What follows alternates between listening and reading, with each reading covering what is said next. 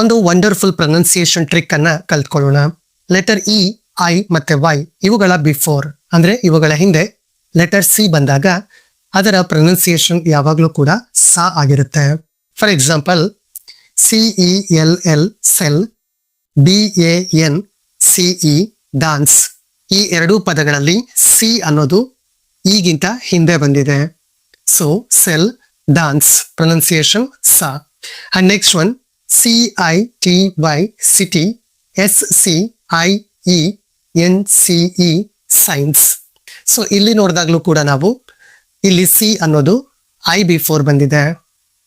So pronunciation saw, city, science.